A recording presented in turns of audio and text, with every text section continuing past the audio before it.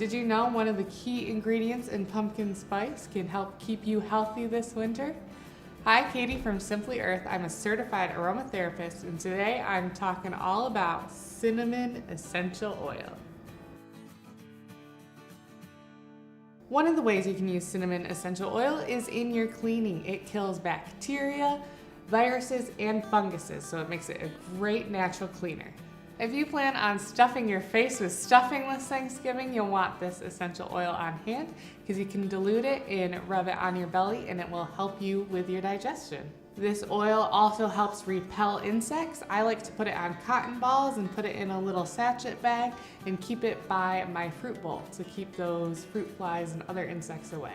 This oil is very warming when you put it on the skin. It'll help boost circulation.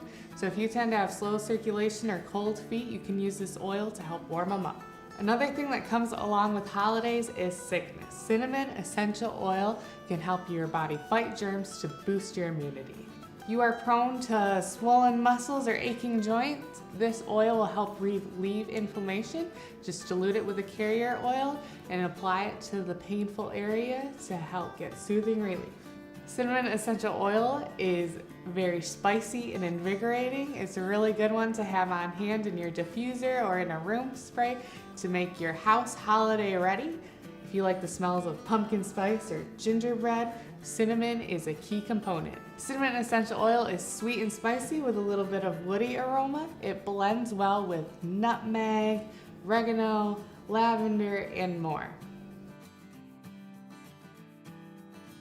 The main natural occurring chemical in cinnamon essential oil is eugenol.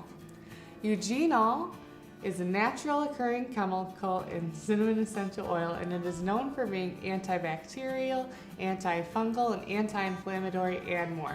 If you want to learn more about this chemical component, be sure to check out our blog post, which we will have linked in the description box. Here are some important things to remember when using cinnamon essential oil. It is skin irritating, so you want to dilute it at a 0.5% or less. You can check the dilution chart to make sure that you're diluting this oil properly when using it on the skin. We'll also have some recipes linked below where we've already diluted the oil for you. If you have sensitive or damaged skin, I don't recommend using this oil on it because it could be too irritating, but you can still use it in the diffuser or in cleaning recipes just fine. This essential oil is best used with kids aged 10 and up.